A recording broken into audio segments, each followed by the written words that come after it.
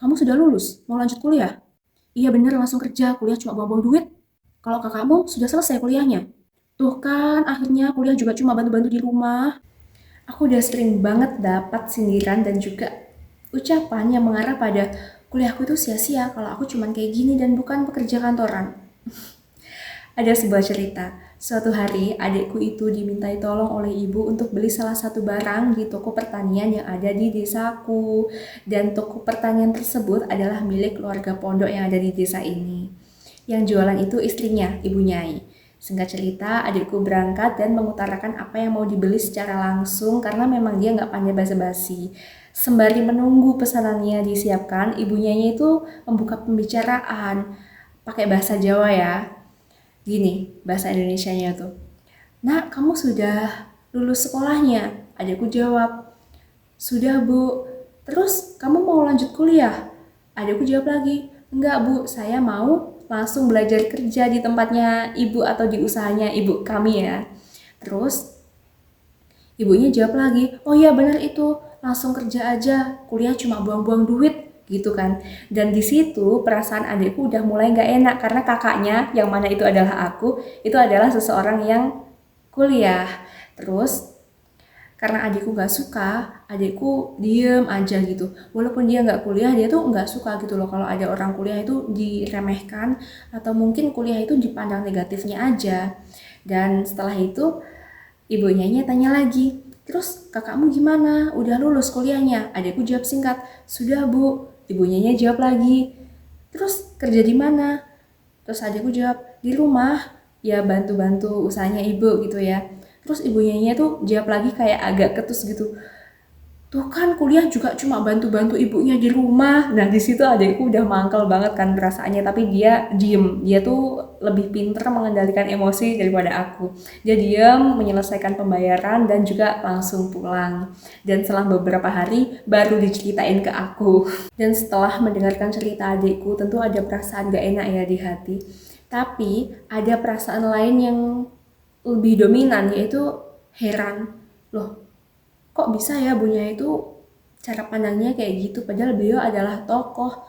Kok bisa memandang orang tuh kayak cenderung gak menghargai ketika seseorang yang udah menempuh pendidikan tinggi gak dapat jabatan tertentu gitu. Loh, kok bisa ya kuliah dipandang kayak gitu, kayak semua pikiran itu berkecamuk di kepala aku. Heran aja gitu loh, kok bisa cara pandangnya kayak gitu.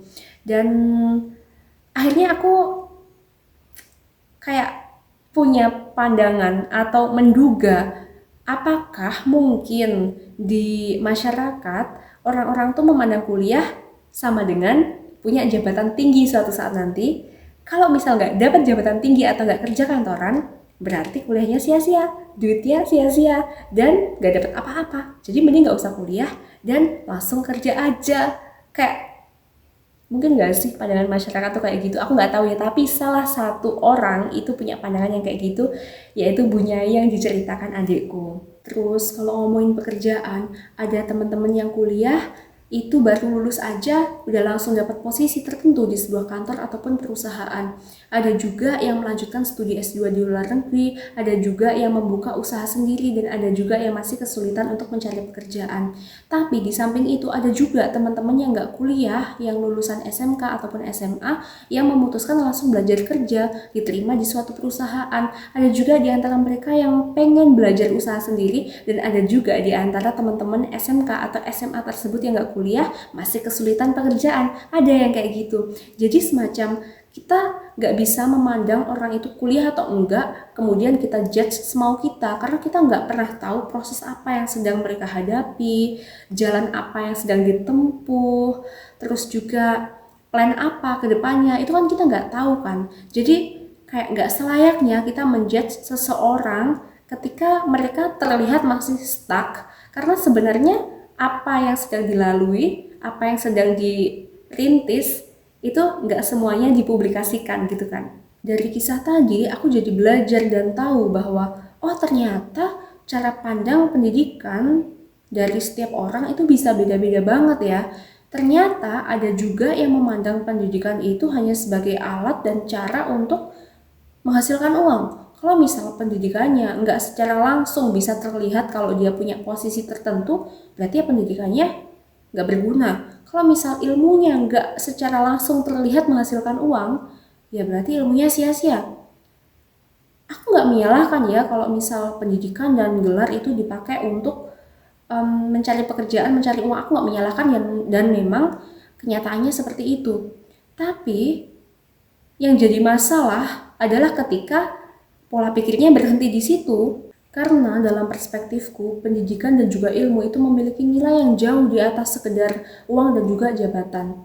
Pendidikan apapun bentuknya, mau itu kuliah, kursus, belajar otodidak, sekolah kejuruan, itu semuanya baik karena esensinya sama, mencari ilmu. Dan bagiku juga ya, tidak ada yang lebih tinggi ataupun lebih rendah dalam jalur pendidikan tersebut. Jadi kayak semacam, kalau misal seseorang itu memilih kuliah, ya berarti itu bagus, dia mau mendalami suatu ilmu tertentu. Kalaupun dia nggak kuliah dan memilih sekolah kejuruan, ya udah itu juga bagus karena dia juga belajar. Pada akhirnya kayak semacam kita itu belajar di jalur kita masing-masing dan gak seharusnya saling merendahkan orang yang sama-sama lagi belajar. Kita tuh cuma kayak beda jalan gitu loh. Terus yang belajar agama, hafalan Al-Quran di pondok itu juga bagus karena ya sama-sama menuntut ilmu. Dan aku juga punya pandangan bahwa ilmu biologi nih, aku belajarnya kan biologi, fisika, kimia, matematika, kedokteran, sosial, bisnis dan macam-macam itu kayak nggak ada yang lebih baik dibandingkan yang lain. Kayak mereka itu sebenarnya adalah suatu kotakan-kotakan ilmu yang sama, memiliki kedudukan yang sama, nggak ada yang lebih bagus, nggak ada yang lebih rendah. Karena pada akhirnya ya, kalau misal kita hidup di dunia nyata, kalau misal kita makan, ya kita butuhnya tanaman-tanaman yang bisa kita konsumsikan, dan itu masuk dalam ilmu biologi, ilmu kimia. Terus kalau misal kita kemana-mana butuh transportasi, itu kan kendaraannya tuh pakai ilmu fisika juga kan.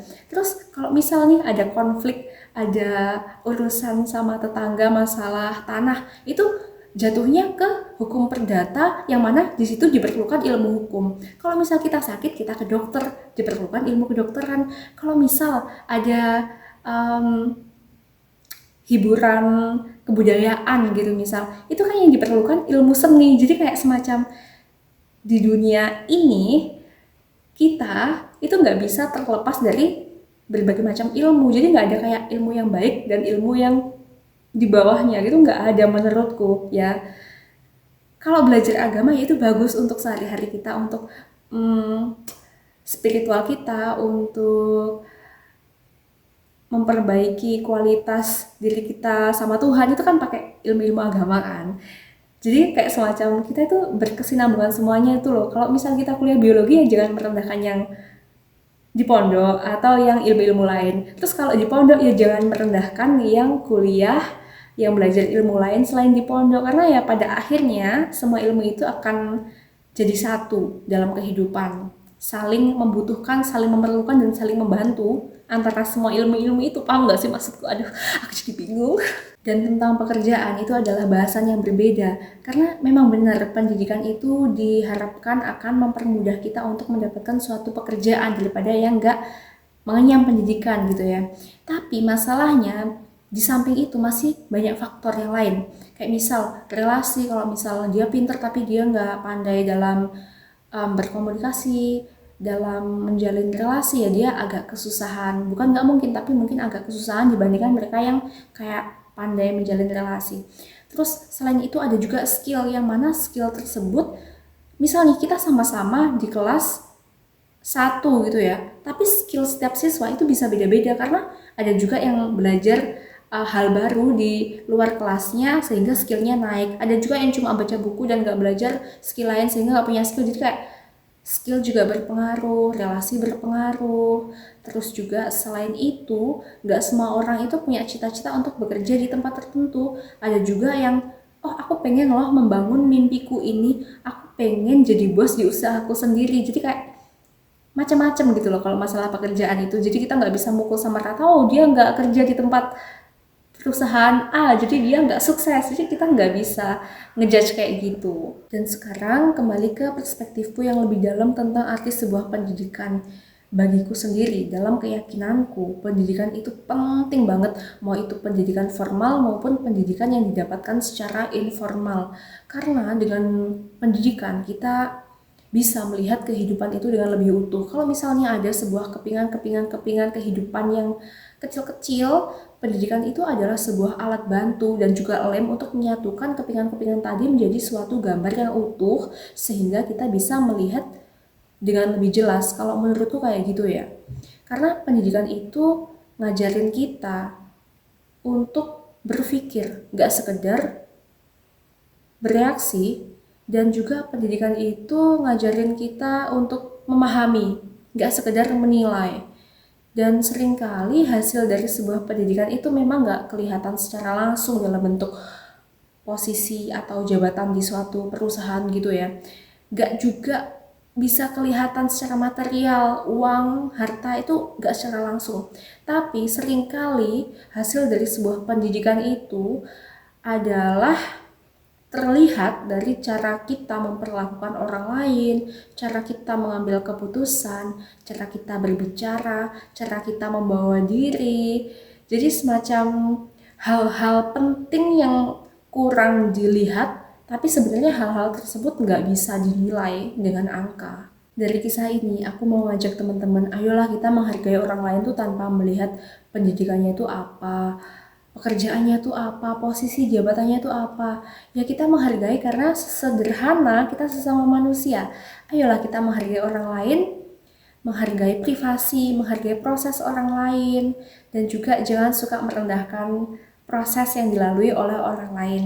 Dan sebagai kesimpulan dari kisah ini ya, kalau misal pendidikan itu cuma dipandang sebagai sarana untuk mencari pekerjaan, hanya dipandang sebagai alat untuk mencari uang, maka arti pendidikan akan sangat sempit. Tapi kalau pendidikan kita pandang sebagai proses untuk menumbuhkan cara berpikir lebih baik, proses untuk memahami kehidupan diri kita dengan lebih baik, proses untuk mendewasakan diri kita, maka pendidikan, apapun ilmunya, gak akan pernah sia-sia. Oh ya teman-teman, kalau misal teman-teman ada yang pengen ceritanya aku bagikan di sini, teman-teman bisa mengirim ceritanya di email ini. Sampai jumpa ya.